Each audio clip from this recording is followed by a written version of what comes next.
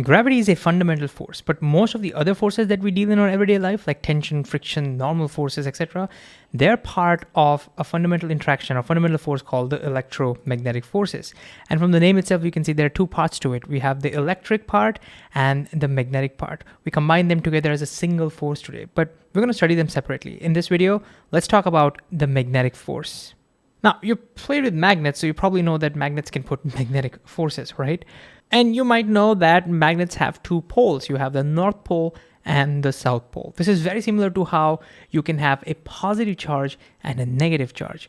But there is a big difference, The big difference is positive and negative charges can be separated. But can you separate a North and a South Pole? Well, at first it seems like, yeah, just cut a magnet. You get a North and South Pole, right? No, you don't. If you cut a magnet, you know what you'll get? You'll actually get two tiny magnets, each having its own North and South poles. And if you try to cut it again, well, again, you'll get tiny magnets, each having North and South poles.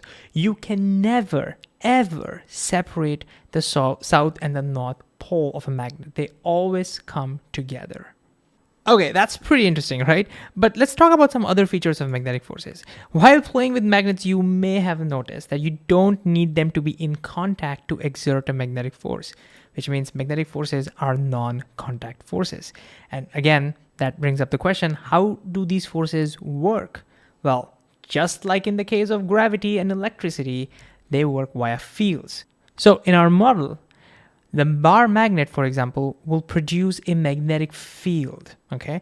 You can actually see these magnetic fields. If you pour tiny iron filings, they will orient themselves along the field lines, and you can actually visualize the field. You can see the field lines curve. That's beautiful, isn't it? So we can now draw these field lines, and this is kind of what it will look like. The field lines, we usually, our convention is they start from the north and they end into the south, but they don't just end there. Inside the magnet, they actually loop back. This drawing is not all that great, okay?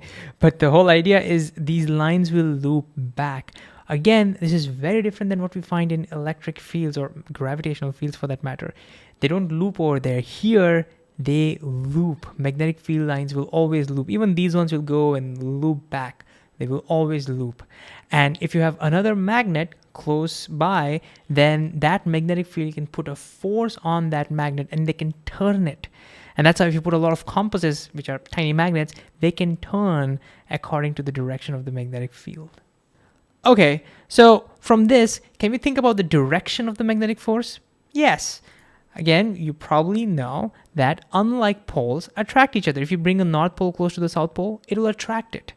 On the other hand, if you bring like poles close together, they will repel. Unlike poles attract, like poles repel each other. So that's about the direction of the magnetic force. But what about the strength of the magnetic force? Well, if you have strong magnets, they will have stronger magnetic fields and they will have stronger magnetic forces, right? So stronger magnets, will exert more force. But what else decides this, how strong the force is going to be, the magnetic force is going to be? Well, distance. If you have two magnets very close to each other, like we have over here, North and South Pole, almost it's touching each other, the magnetic force will be very strong. In fact, sometimes it'll be hard to even pick it apart. You may have noticed this. But what happens if you bring them farther apart? The magnetic force will get weaker with distance. So if you, separate them and bring them farther apart, now you can hardly feel the attraction because the magnetic force gets weaker with distance. And you can see that again with like poles as well. Like poles repel each other. You can see that a lot when they're close. But when you bring them farther apart, well, you can hardly feel that force at all. So magnetic forces get weaker with distance. This is very similar to what we find in electricity or, for that matter, in gravity. Now, here's the last question. These are all permanent magnets. They produce magnetic fields and they exert magnetic forces. What about materials that are not permanent magnets? Can they produce magnetic fields and exert magnetic forces? Looks like no, right?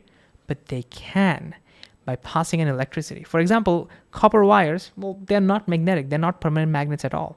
However, if you pass a current through them and you coil them up like this, they will act like a magnet. They will generate a magnetic field. We call such magnets electromagnets because they are magnetic due to electricity. which is pretty cool. This is very different from, permanent magnets. They are not permanent magnets. They're in fact temporary magnets. They're magnetic as long as electricity passes through them.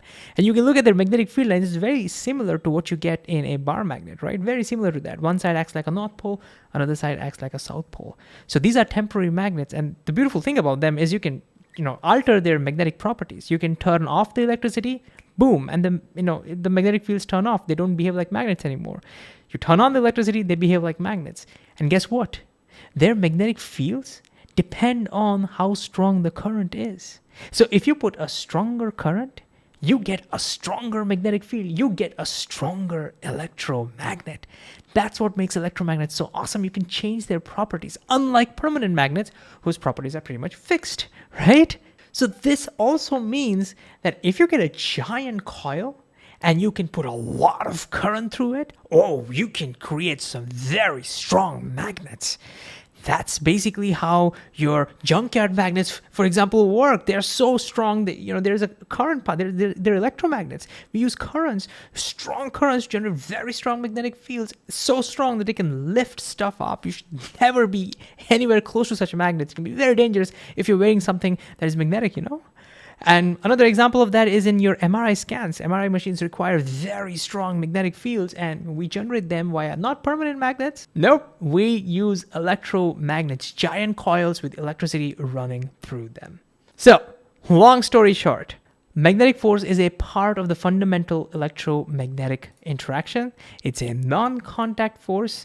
And what about its direction? Well, unlike poles attract and like poles repel. And what about its strength? Well, stronger permanent magnets will exert more force. But on the other hand, when it comes to electromagnets, more currents. If you have more currents, then they can exert more force.